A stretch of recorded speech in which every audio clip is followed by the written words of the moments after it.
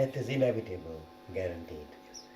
And we've had few bereavements in the family, so this question keeps up, where have they gone and all that. Different masters have different views.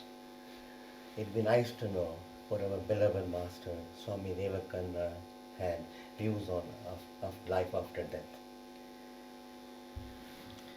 See, his views are this. He said, always remember, you see, every instant, every moment is very precious. So putting in too much, if you like putting in too much effort to try and analyze what will happen to us after we die, perhaps goes against, if you like, what we are all about here and now. So his emphasis was here and now and not in the hereafter. In the Hindu tradition, this is what the Hindu tradition believes, this is what Swami Vivekananda taught. He says that, you see, as we transmigrate from one body to another body, do not take it wrongly. You see, don't you realize the body, its usefulness is always kind of, comes to an end. It'll become old, it'll become diseased. And this is what Buddha discovered, that everybody, good and bad, king and pauper, will become old, diseased, and die. So this is inevitable, this is coming.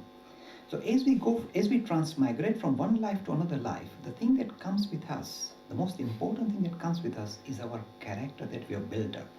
So with Vivekananda comes this idea, forget about amassing material wealth or amassing, friends, a family. The thing that you need to collect together to really kind of make sure is shining is your character.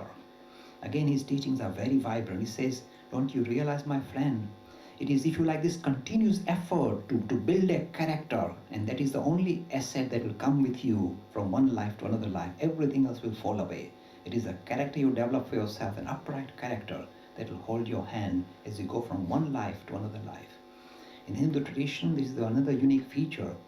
The idea of heaven and hell is a temporary place. It's not permanent like the Abrahamic religions. So we believe that depending on the kind of character we are, after we die, we create our own heaven and hell. Because depending on our character, we will automatically have monsters or lovely people to interact with.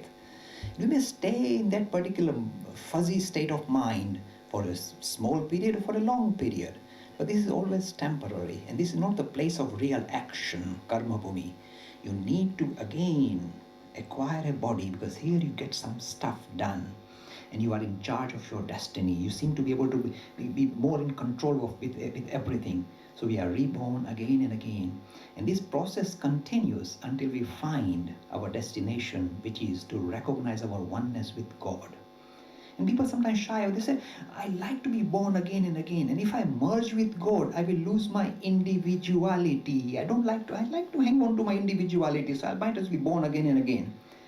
And the answer that came with Vivekananda was very unique. He said, you will lose your individuality, my friend. You will lose your individuality when you merge in God. Don't you realize you will achieve your individuality when you merge in God, because you are God, my friend. So you just rediscovered yourself as God. You don't lose your individuality, you gain your individuality. You never had an individual, you were living in a state of waffle, all messed up regarding who am I.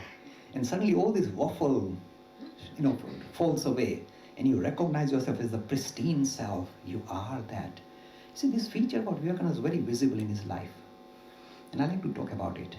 At one stage when he was giving a talk in the United States, he walked in, and the audience, whenever the person of God comes, the whole of mankind, the inner part of us recognizes that here stands a God-man. He's talking of God as a matter of experience. We all know, our heart of heart tells us something special is happening. So when this Vivekananda used to walk into one of these venues to give his lectures, he would stride in, walk very upright. He was always a very upright personality. And as he walked, one gentleman, I think, wrote in his diary, here I see a man walking as if he owns the world and yet desires nothing from it. Look at the language. The person captured the idea of Vivekananda. This is what happens to us. When we recognize our oneness with God, what happens is this. the things that we used to draw us all the time, day and night, I want that, I want to buy this, I want to acquire that, I want to chase after that person. All these kind of frivolous things drop off. Because we recognize ourselves, we are complete, there is nothing missing in us, we are fulfilled. So all desires drop off. And yet we behave that we are one with God, so our mannerism becomes very masterly. You act like a master, not like a servant. You become very masterly, and yet none of these things attract you. So you are the honor of the world, and yet you desire nothing from it. And this, if I told you like this is a poet, you think it's pure poetry, it's nice poetry. But when you say personality walking on the stage like that, you know that this is not some just pure poetry, it is something to actually experience for ourselves.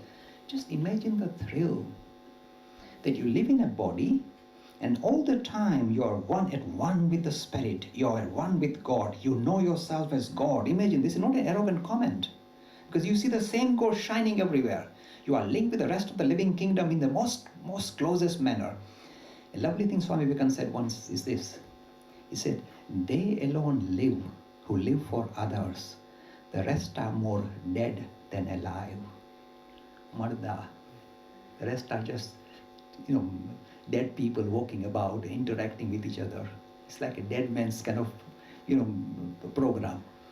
Those alone, they alone live who live for others, because they recognize that this thing doesn't exist here, it exists everywhere. So now I'm living my life in a much more, in a much more fuller manner, because I see myself spread out in the whole of this mankind, whole of this creation. So they live much more. You see, again, this thing about religion, people think, oh, it's a boring thing, and come on, it's old-fashioned thing and for old fuddy-duddies. In reality, it is the most dynamic thing, because you want to live. You want to live millionfold more strongly than you are living now, millionfold more intensely than you are living now. That's what religion makes you. You lead your life infinitely more intensely than this puny life you lead as a little creepy crawly on the face of the earth. And this is what Vivekananda stands for. Live life to the full. See yourself in everybody.